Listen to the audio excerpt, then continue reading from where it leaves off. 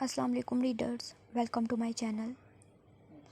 Episode पर like और comments ना होने के बराबर होते हैं, जो कि बहुत मायूस कुन बात है।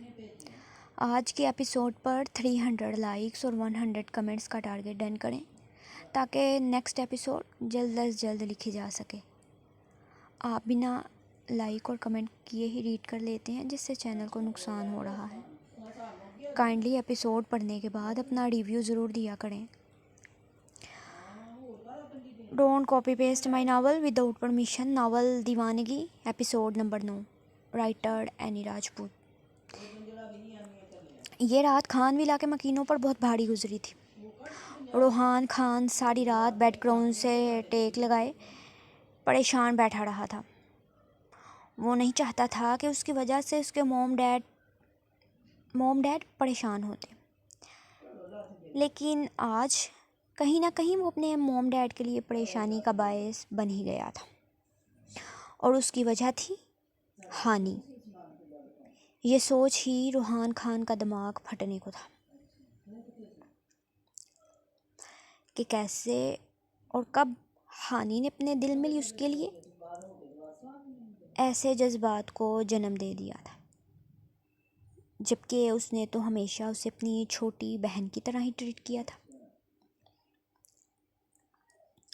हाँ, वो बचपन से ही उसके लाड उठाता था और उसकी हर बात मानता था, लेकिन एक बड़े भाई होने की हैसियत से उसने हमेशा हानि को एहतराम की नज़र से ही देखा था। लेकिन वो नहीं जानता था कि कब और किस तरह हानि उसके प्यार और अपनायत को गलत रंग दे गई थी और फिर उससे शादी करने का सोच रही थी।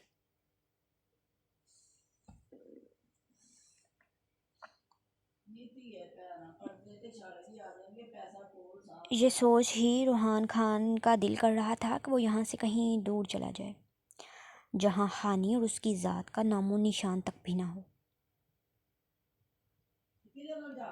उसने उसकी पाक मोहब्बत और उन दोनों के दरमियान मौजूद इस पाक रिश्ते को ठेस पहुंचाई थी, लेकिन वो चाहकर भी ऐसा नहीं कर सकता था। इस घर और इस घर में रहने वाले अफराद ने उसे तहफ़्फ़ुज़ और मान दिया था। वो कैसे अपने मोम डैड के एहसानात को यूँ धुतकार कर यहाँ से जा सकता था, जिन्होंने उसे बचपन से लेकर अब तक बेटे की तरह ट्रीट किया था।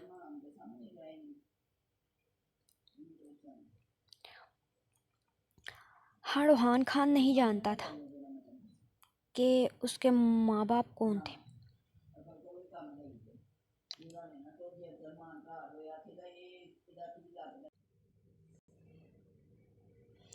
हाँ, रोहान खान नहीं जानता था कि उसके माँ बाप कौन थे, लेकिन रोहान और अरिशमान खान ने उसे माँ बाप से भरकर प्यार दिया था,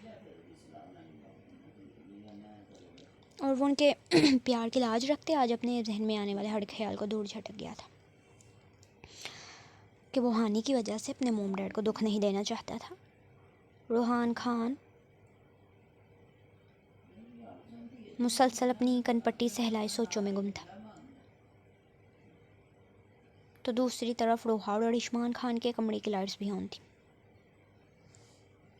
अपनी बेटी के मुंह से रोहान खान के लिए इज़हारे मोहब्बत सुनने भला आज नींद कहानी थी। तुम परेशान मत हो मान, मैं हानि को समझाऊंगी। रोहा, जो खुद भी हानि की हरकत देख कब से परेशान और गुमसुम बेड के दूसरी जानी बैठी थी,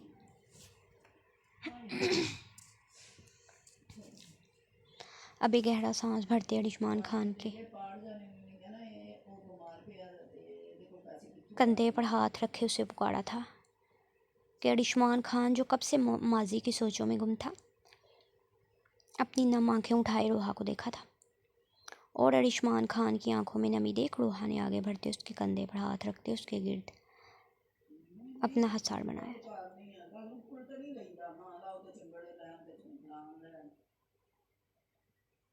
मान, अगर तुम ऐसा करोगे तो मैं ये सारी सिचुएशन को अकेले कैसे हैंडल करूँगी। रोहा ने अपने लहजे को कदरे नॉर्मल रखे अरिशमान खान से कहा था, वरना वो इस कदर खुद अंदर से कितनी टूटी हुई थी ये सिर्फ वही जानती थी। आई एम सॉरी रोहा, मुझे माफ़ कर दो। मुझे माफ़ कर दे रोहा, मेरी माजी में की गई हर गलती को माफ़ कर दे रोहा, अरिशमान खान ने टूटे हुए लहजे में कहा था।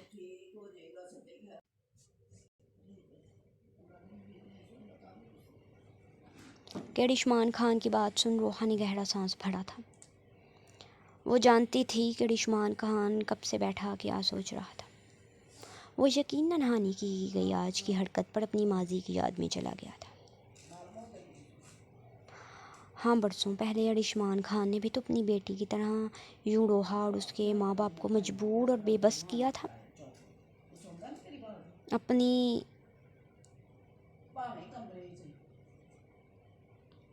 अपनी ज़िद के सामने। और आज बरसों बाद रोहा अरिशमान खान पर भी वही वक्त आ गया था। तुम इतना क्यों सोच रहे हो मान? मैंने कहा ना मैं हानि को संभाल लूँगी, तुम परेशान मत हो। रोहा ने बिना माजी की किसी भी बात को दोहराए अरिशमान खान को रिलैक्स होने का कहा था। वो पिछली कोई भी बात दोहरा कर ना तो खुद को ना ही अरिशमान खान को अजियत देना चाहती थी।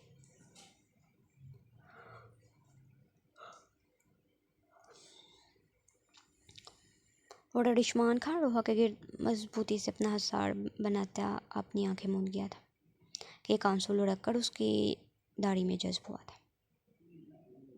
अरिशमान खान को यूं किसी बच्चे की तरह टूटते बिखरते देख रोहा ने उसके कंधे पर अपने लब रखते उसके हसार में अपनी आंखें मूंद ली थी।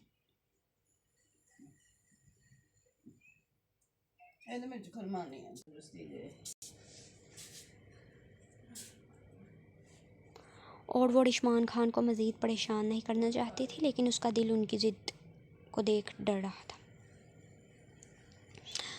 उधर हानि रात भर अपने मोम डैड और फिर रोहान खान की बेरुखी पर रोती रही थी। उसके दिल में बहुत से ऊटपटांग ख्याल आ रहे थे कि वो स्लीपिंग पिल्स खा ले या फिर अपनी कलाई काट ले, कि उसे अपने मोम डैड और रोहान को मनाने का सिर्फ यही तरीका नज़र आ रहा था, वरना वो उसकी बातों को सुन कभी उसका साथ नहीं देने वाले थे।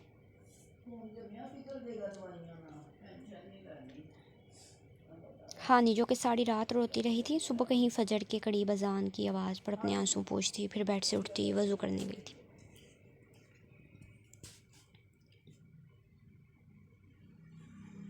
वो यूं तो पाबंदी से नमाज नहीं पढ़ा करती थी, लेकिन आज दिल टूटा था और दुनिया उसे बेवफा लग रही थी, इसलिए अपने रब के हुजूर सजदा करते उसे अपने दुख सुनाना चाह रही थी।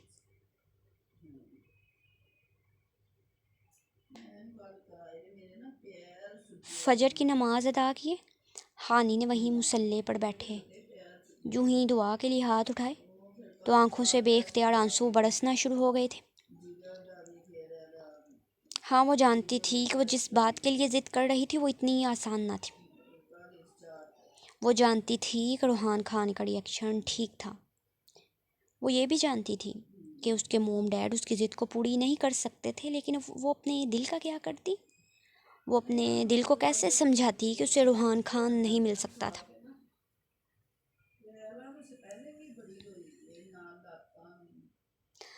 ऐ मेरे रब, तू दिलों के हाल जानता है। मैंने इस उम्मीद पर तेरी बारगाह में ये हाथ उठाए हैं कि तुम मेरी पुकार पर कुन फरमा देगा। ऐ मेरे रब, तेरे लिए तो कुछ भी नामुमकिन नहीं है। मेरे अल्लाह, तेरी इजाज़त के बगैर तो पत्ता भी नहीं हिलता, तो यकीनन मेरे इस दिल में रूहान के लिए मोहब्बत के जज्बात आना, उसमें भी तेरी कोई रज़ा ही शामिल है मौला। ऐ सबब पैदा करने वाले रब, कोई ऐसा सबब बना दे कि मुझे रूहान मिल जाए। हानि के हाथ लड़ज रहे थे, जबकि मुंह से अल्फाज टूट टूट कर निकल रहे थे। उसे समझ नहीं आ रही थी कि वो कैसे और किस तरह अपने रब से ये दरख्वास्त करे कि उसकी झोली में रूहान खान को डाल दिया जाए।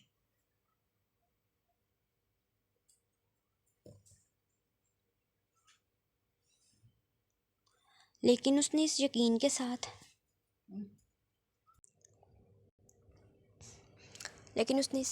साथ अपने रब की बारगाह में हाथ बुलंद कर लिए थे कि वो तो दिलों के भेद जानता है ना, तो वो उसकी दिल की हालत से भी बाखबर होगा। हानी अब अपने हाथ पर नज़रें जमाए फूट फूट कर जाए नमाज पढ़ बैठे रो रही थी। हानी कहाँ है मोम? वो ब्रेकफास्ट करने क्यों नहीं आई? सुबह डाइनिंग टेबल पर सब मुरझाए हुए चेहरे लिए मौजूद थे, सिवाय हानी के, जिसे महसूस किए अरीश खान ने अपनी मोम को देख पूछा था। कल रात को हानी के रूहान खान के लिए इज़हारे मोहब्बत सुन उन सब पर क्या क़यामत गुजरी थी, अरीश खान उससे बेखबर था कि वो रात देर गए अपनी ड्यूटी से आया था और अब सुबह नाश्ते पर ही उन सब की उसकी सब घर वालों से मुलाकात हुई थी। अरीश खान के सवाल पर रोहा समेत अरिशमान खान और रूहान खान ने भी उससे नज़रें चुराई थीं। वो हानी के सर में दर्द है, तुम नाश्ता करो, उससे मैं रूम में नाश्ता करवा दूंगी।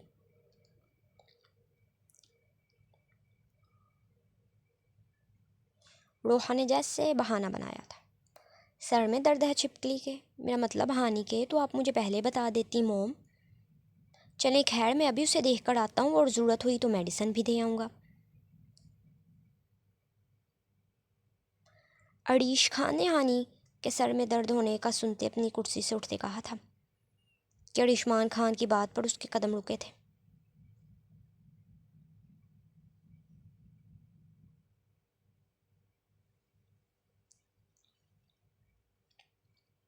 तुम बैठो, नाश्ता करो अरीश, अभी हानि सो रही है, उठेगी तो रोहा देख लेंगी उसे, और नाश्ते के बाद लॉन में अरेंजमेंट्स करवाना शुरू करो। रूहान खान संजीदगी से अपने नाश्ते पर झुका था जब अरिशमान खान ने अरीश से उसकी इंगेजमेंट के अरेंजमेंट्स देखने को कहा था। क्या बात है मोम डैड, क्या कोई परेशानी है घर में? सबके चेहरे क्यों उतरे हुए हैं जैसे कोई टेंशन हो?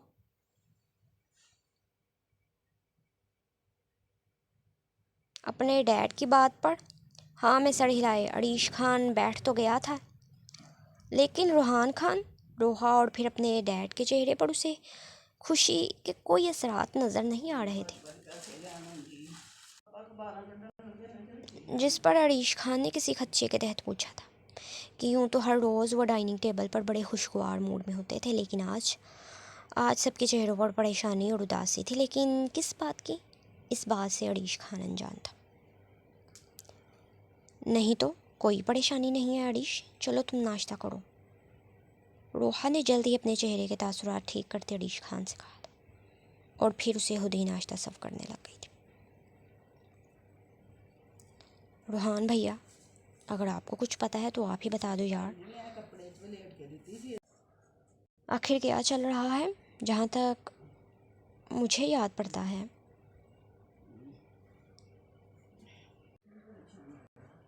कल तक मेरी ड्यूटी पर जाने तक सब कुछ ठीक था। एक ही दिन में ऐसा क्या हो गया कि आप सबके चेहरे पर 12 बजे हुए हैं? अरीश खान, जो हमेशा की तरह रूहान के करीब बैठा था, उसके कान के करीब झुकते सरगोशी किए पूछा था। नहीं, ऐसा कुछ भी नहीं है अरीश, सब ठीक है। रूहान खान ने भी अरीश खान से कल के बारे में कोई बात करना मुनासिब नहीं समझी थी। वो चाहता था कि मोम डैड इस बात को संभाल लें, इसलिए अरीश को नहीं बताया था। अच्छा, अगर कोई परेशानी या टेंशन नहीं है तो सभी इतने संजीदा क्यों है रूहान भैया? और आपके चेहरे पर भी खुशी की कोई रमक दिखाई नहीं दे रही। हालांकि आज आपकी ज़िंदगी का इतना बड़ा दिन है, आपकी इंगेजमेंट हो रही है यार, कुछ तो खुशी दिखाएं।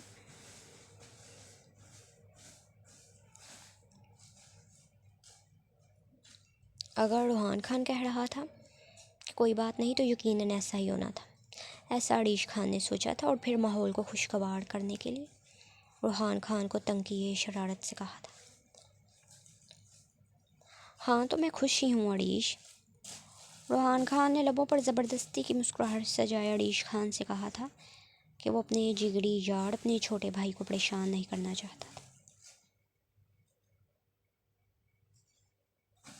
आप कह रहे हैं तो मान लेता हूँ भाई, वरना किसी के चेहरे पर मुझे कोई खुशी नज़र तो नहीं आ रही। घर में फंक्शन है यार, कुछ तो माहौल बनाए। रूहान खान को अपनी बात मुकम्मल किए फिर से अपने नाश्ते पर झुकते देख अरीश खान ने उसके संजीदा चेहरे को देख दिल में सोचते फिर सर झटका था। कोई उसे सीधी बात बता ही नहीं रहा था। अब सिर्फ एक इंसान ही बचा था जिससे अरीश ने ये बात जानी थी कि आखिरकार ऐसा क्या हो गया, और वो थी हानि।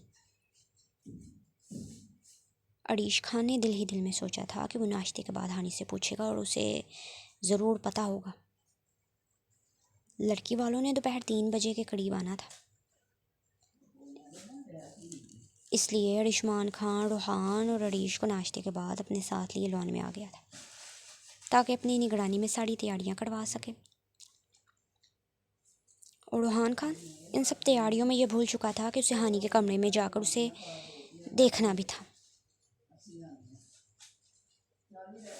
हानि जो कि फजर की नमाज अदा किए फिर कुरान मजीद की तिलावत करते सुबह कहीं जाकर बैठकर उनसे टेक लगा गई थी कि रात भर जागने की वजह से उसकी आंखें खुद ब खुद ही बंद हुई और वह न जाने कब सो गई थी। अब तकरीबन 12 बजे के करीब उसकी आंख खुली तो हड़बड़ा कर सामने टाइम देखा था। दिमाग में पहला ख्याल ही रूहान खान का आया था कि आज तो उसकी एंगेजमेंट थी और फिर बेख्तियार ही आंसू बहना शुरू हो गए थे।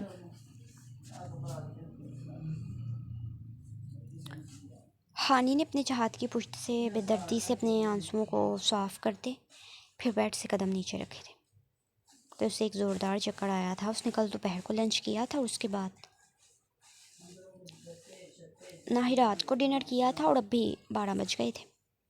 मुसलसल कुछ ना खाने की वजह से उसे कमज़ोरी हो गई थी, लेकिन ना तो उसका कुछ खाने को दिल कर रहा था और ना ही उसे भूख लगी थी। हानि अपने चकराते सर को थामते फिर वहीं बेड पर कुछ देर बैठ गई थी और फिर एक गहरा सांस भरे खुद में हिम्मत जमा करते उठती फ्रेश होने गई थी।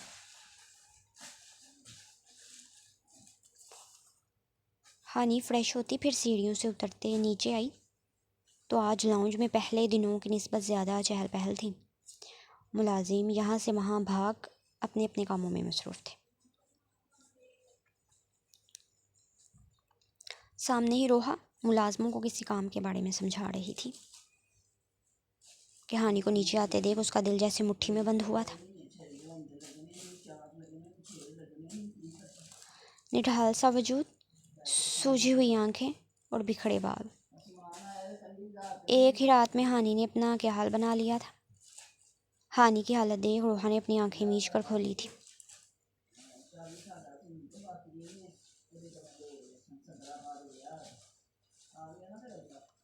लेकिन वो आगे बढ़कर उसे अपने सीने से लगाकर दिलासा नहीं देना चाहती थी, इसलिए यूं ही पत्थर दिल बनी वहीं खड़ी रही थी। जब हानि अपनी मोम की बेरुखी देख फिर तल्ख सा मुस्कुराई थी। आखिर उसने मोहब्बत जो कर ली थी अब उसे ऐसे रवैये बर्दाश्त करने की आदत डाल लेनी चाहिए थी। हानि दिल में सोचते आगे बढ़ी थी। मोम अभी भी वक्त है, आप प्लीज़ ये सब रुकवा सकती हैं, मेरा साथ तो दें। हानि ने अपने खुश्क लबों पर ज़ुबान फेरते फिर खुद में हिम्मत जमा करते अपनी मोम को मुखातिब की धीमी सी आवाज़ में कहा था कि रोहा ने पास खड़ी मुलाजमों को फिर जाने का कहते मुड़कर हानि को देखा था।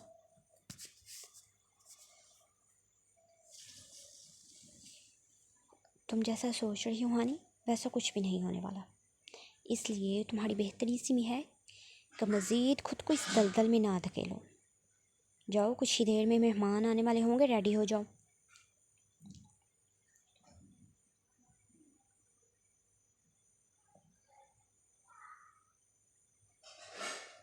रोहा ने हानि की बात को सिरे से इग्नोर करते उसे तैयार करने को कहा।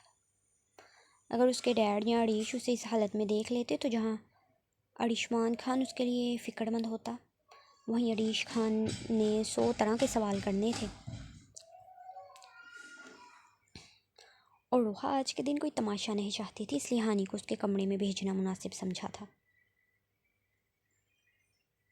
मोम, मोहब्बत करना कोई गुनाह तो नहीं, और क्या आपको मेरी खुशियाँ अजीज़ नहीं हैं? हानि ने एक बार फिर से कोशिश की थी कि शायद उसकी मोम के दिल में उसके लिए रहम आ जाए।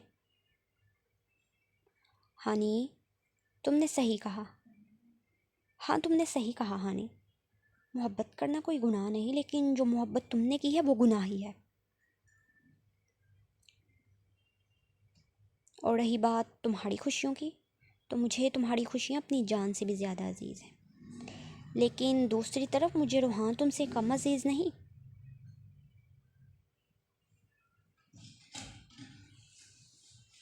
और मैं उसके साथ किसी भी किस्म की नाइंसाफ़ी नहीं होने दूँगी।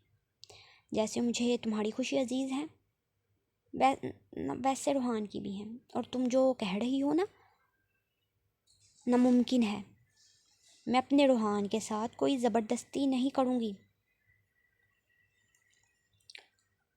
मुलाजमा के जाते ही रोहा ने हानि की तरफ देख उसे एक एक बात खोल कर समझाई थी कि जैसा वो सोच रही है वैसा कुछ नहीं होने वाला था।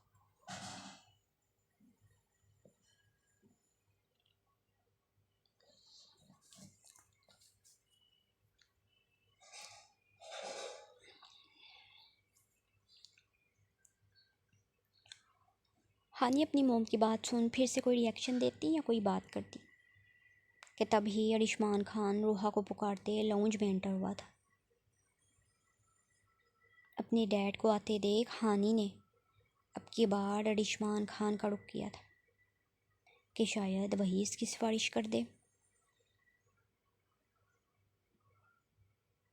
अरिशमान खान भी अपनी लाडली की हालत देख परेशान हुआ था। एक ही रात में वो बरसों की बीमार लग रही थी। अरिशमान खान फिर अपने दिल और अपने जज्बात पर ज़ब्त नहीं कर पाया था और अगले ही पल हानि को आगे बढ़ते अपने सीने से लगाया था। हानि मेरी प्रिंसेस, ये क्या हाल बनाया है तुमने? तुम क्या सारी रात सोई नहीं? अरिशमान खान ने हानि की पेशानी पर अपने लब रखते उसे अपने सीने में भींच लिया था। वो तो अपनी बेटी की हालत देख तड़प गया था कि अपने डैड को यूं पहले की तरह खुद से प्यार करता देख हानि ने सिसकते हुए उसे पुकारा था। यस माई प्रिंसेस, मेरी जान। अरिशमान खान इससे ज़्यादा अपने दिल को पत्थर नहीं कर सकता था।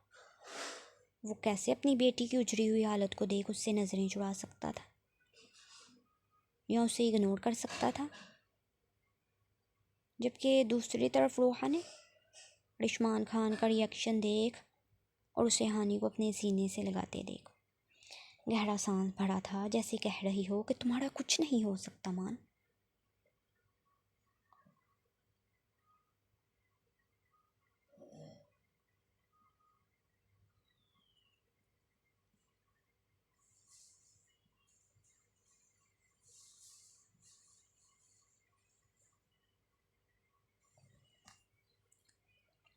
डैड प्लीज़ ये सब रुकवा दें, हानि ने अरिशमान खान के सीने से लगते सिसके भरते कहा था। आंखों से आंसू बेख्तियार ही बहने लग गए थे जब अरिशमान खान हानि की बात सुन ठिठका था। यानी वो भी अपनी ज़िद पर कायम थी। अरिशमान खान का हिसार बेसाख्ता ही हानि के गिर्द ढीला हुआ था। हानि मेरी प्रिंसेस, ये ज़िद छोड़ दो, ऐसा नामुमकिन है मेरी जान। रूहान की आज इंगेजमेंट है और फिर कुछ दिन तक शादी, और तुम जैसा सोच रही हो वैसा नहीं हो सकता। हम किसी से ज़बरदस्ती तो नहीं कर सकते ना बेटा। हम किसी से ज़बरदस्ती तो नहीं कर सकते ना बेटा। तुम रूहान को छोड़ दुनिया के किसी भी लड़के का कहोगी तो तुम्हारा डैड उसे तुम्हारे कदमों में ला कर रख देगा, लेकिन रूहान रूहान नहीं बेटा। मैंने बाप बनकर उसे पाला है, मैं उसके साथ नाइंसाफ़ी नहीं कर सकता। अरिशमान खान ने ज़ब्त की इंतहा से कदरे नरम और धीमी आवाज़ में हानि को समझाना चाहा था।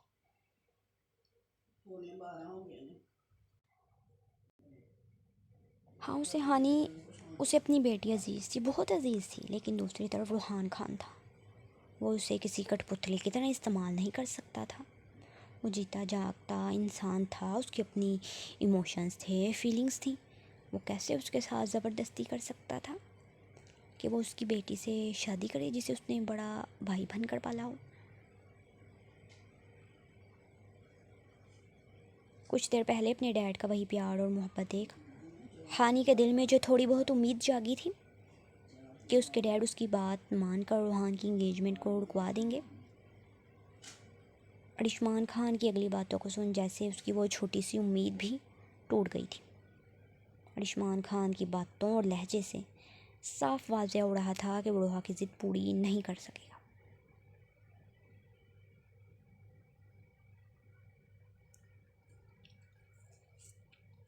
प्लीज़ डैड, अपनी हानि के लिए।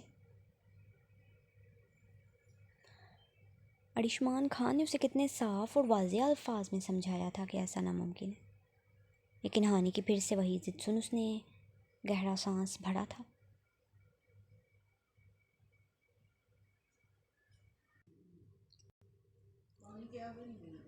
तुमने ठीक से सुना नहीं हानि कि तुम्हारे डैड क्या कह रहे हैं? अब जाओ अपने कमरे में और तैयार हो जाओ। ये क्या हालत बना रखी है अपनी। अरिशमान खान की बेबसी और हानि की ज़िद को देख रोहा ने एक गहरा सांस भरा था और फिर अपनी आंखों में आई नमी को पीछे को धकेलते रोहा को अरिशमान खान से जुदा किया था।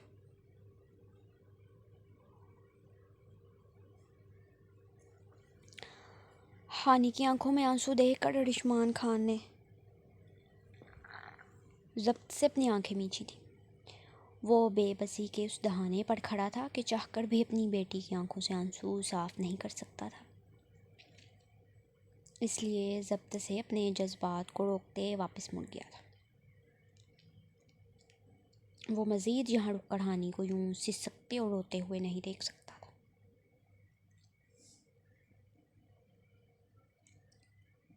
अपने डैड को यूं खुद से मुंह मोड़ कर जाते देख हानि का दिल टूटा था।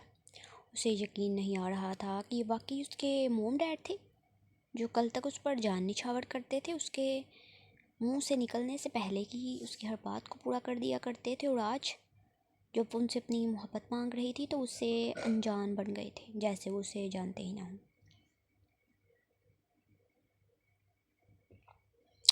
हानि, क्यों हमें अजियत दे रही हो? तुम देख नहीं रही कि तुम्हारी इन हरकतों की वजह से तुम्हारे डैड किस कदर परेशान हैं? क्या तुम्हें ज़रा तरस नहीं आ रहा हम पर, जो इस उम्र में हमें दुख दे रही हो?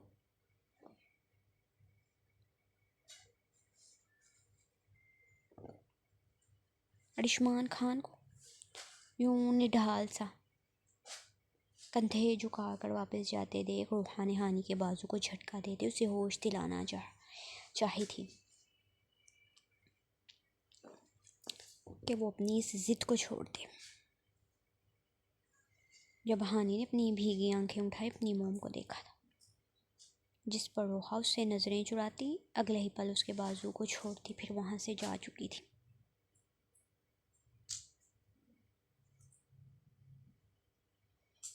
और हानि अपना टूटा दिल लिए फिर से मड़े कदमों से अपने कमरे में जाते बंद हो गई थी।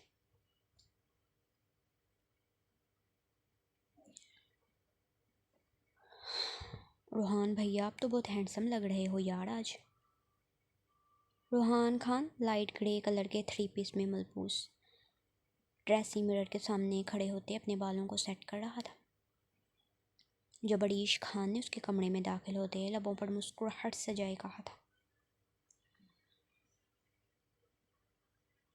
अरीश खान की आवाज़ पर रोहान खान ने मुड़कर उसे देखा था, जो ब्लू जीन्स के साथ ब्लैक चेक की शर्ट पहने खुद भी बहुत हैंडसम लग रहा था। हैंडसम लग रहा हूँ का क्या मतलब है अरीश?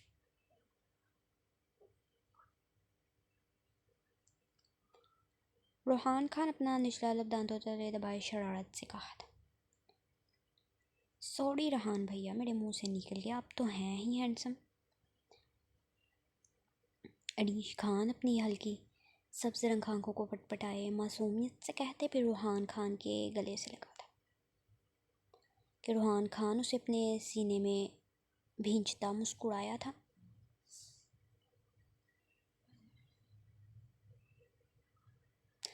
अच्छा, अगर आप तैयार हो गए हों तो आ जाएं, चलते हैं भाई। आपकी होने वाली वो और उसके घर वाले आ चुके हैं। अरीश खान ने रोहान खान से बगलगीर होते फिर भी इनका ये शरारत से वो लफ्ज़ पर जोर दिए कहा था कि अरीश खान की बात पर मुस्कुराते रूहान खान ने सर झटका था।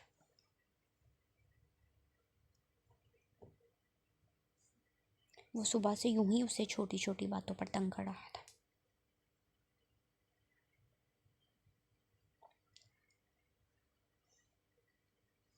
हाँ बस चलते हैं, रूहान खान ने कहते फिर ड्रेसिंग टेबल से अपनी ब्रांडेड घड़ी को उठाकर पहना था और फिर दोनों रूहान खान के कमरे से बाहर आए थे। अच्छा आप रुकें भैया, मैं बस हानि को बुला कर आता हूँ। सीढ़ियों के करीब आते रूहान खान को रुकने का कहते अरीश खान ने हानि के कमरे के बंद दरवाजे को देख उसे भी बुलाने का सोचा था।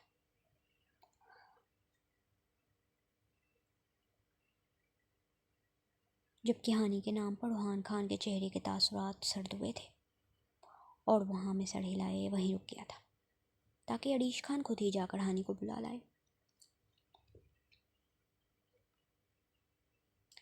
अरीश ने हानि के कमरे के बाहर आते दरवाज़ा नॉक किया था, लेकिन दूसरी तरफ से कोई जवाब ही नहीं आया था और फिर 1 से 2 बार, लेकिन हानि दरवाज़ा ही नहीं खोल रही थी।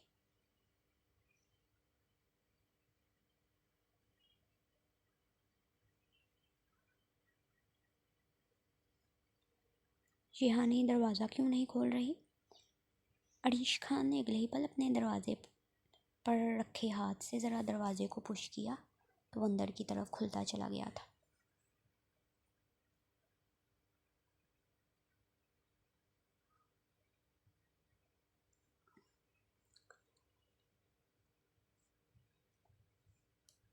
हानि कहाँ हो तुम? रेडी हो गई हो तो आ जाओ, नीचे चलें। अरीश खान ने हानि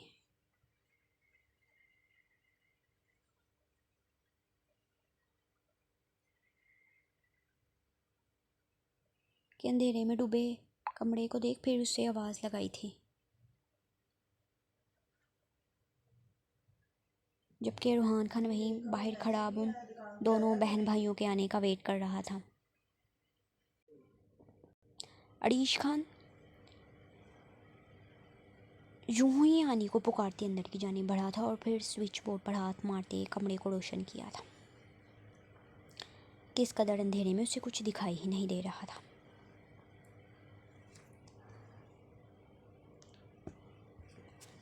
लेकिन सामने का मंजर देख अरीश खान ठिठका था। हानि कंफर्टर सर तक ताने बेड पर लेटी थी। अरीश खान को उसे यूं सोते देख काफ़ी हैरत हुई थी।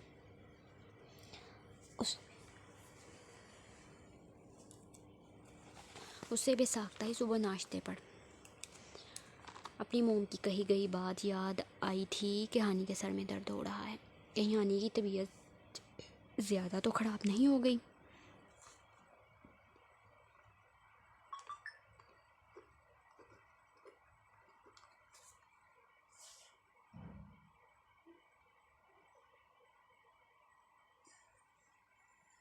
अरीश खान ने ये सोचते कदम आगे की जानिब बढ़ाए थे और फिर बेड के करीब पहुंचते उसने हानि के चेहरे से कंफर्टर को हटाया था। हानि अपनी आंखें बंद किए हुए थी कि जब अरीश खान को अपने पाँव के नीचे कुछ चिपचिपा सा महसूस हुआ तो हानि के चेहरे से नज़रें हटाकर अपने पाँव की जानिब देखा था। हानि का एक बाजू बेड से नीचे की जानिब लटक रहा था, जिससे खून की बूंदें गिरती अरीश खान के पाँव तक आ रही थी। हानि और अगले ही पल अरीश खान की एक ज़ोरदार चीख गूंजी थी।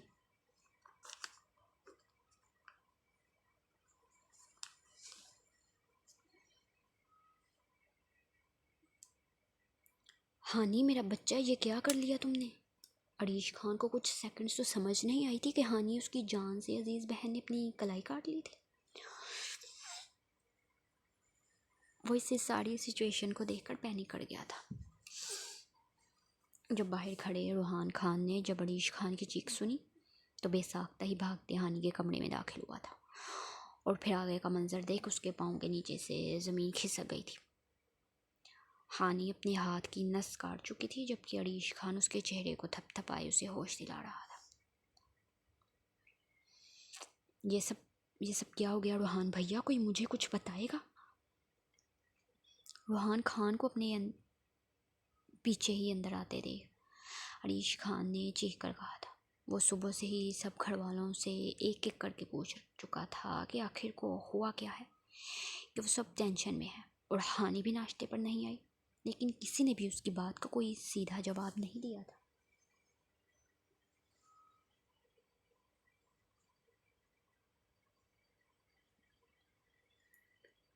हानि, रूहान खान ने धड़कते दिल से हानि के सफ़ेद पे पड़ते चेहरे को देख उसे पुकारा था। आखिर जिस बात का उसे डर था वही हुआ। जल्दी से गाड़ी निकालें भैया, हमें हानि को हॉस्पिटल लेकर चलना चाहिए, खून बहुत ज़्यादा बह चुका है। अरीश खान ने एक गहरा सांस भरते खुद को संभालते फिर बड़े ज़ब्त से रूहान खान को कहा था। वो अपने मोम डैड और रूहान से इस बारे में तफसील से बात करना चाहता था, लेकिन अभी वक्त नहीं था। उसे सबसे पहले हानि की जान बचानी थी, क्योंकि उसका खून काफ़ी ज़्यादा बह चुका था।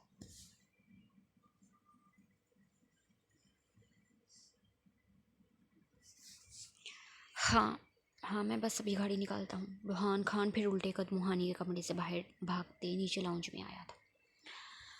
रूहान, क्या हुआ? तुम इतनी जल्दी में कहाँ जा रहे हो? और अरीश कहाँ है?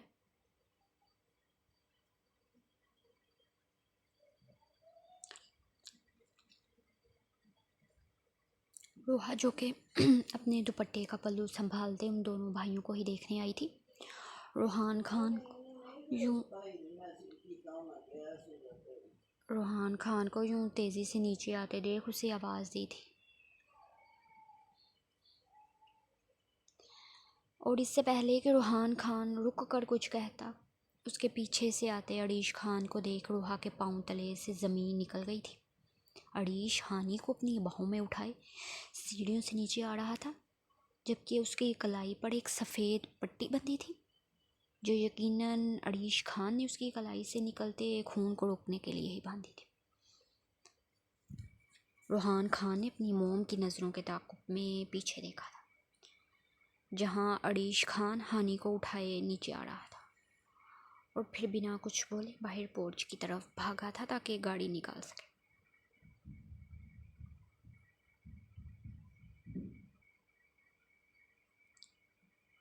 हानि, हानि मेरा बच्चा।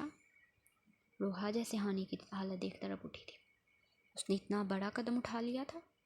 रोहा ने हानि की कलाई पर बंधी पट्टी देख अपने दिल पर हाथ रखा। मोम, अभी वक्त नहीं है, मुझे फ़ौरन हानि को हॉस्पिटल लेकर जाना होगा। अरीश खान अभी इस सिचुएशन में नहीं था कि अपनी मोम की किसी भी बात का जवाब दे सकता, इसलिए तेज़ी से हानि को उठाता बाहर की जानिब बढ़ गया था, जबकि पीछे रोहा कितनी ही देर कुछ बोल नहीं पाई थी।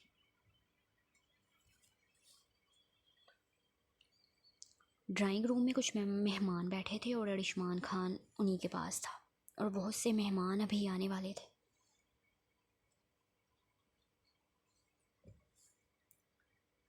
रोहा ने अपने हाथ में पकड़े मोबाइल से अरिशमान खान को कॉल की थी कि वो बाहर आकर उसकी बात सुन सके, ताकि वो उसे हानि की हालत के बारे में बता दे।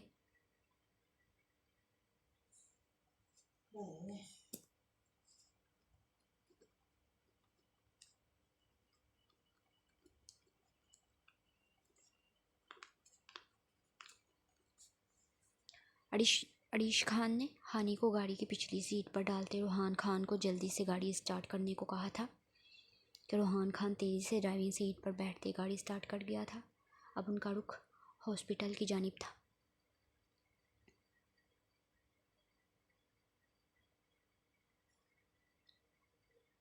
जारी है।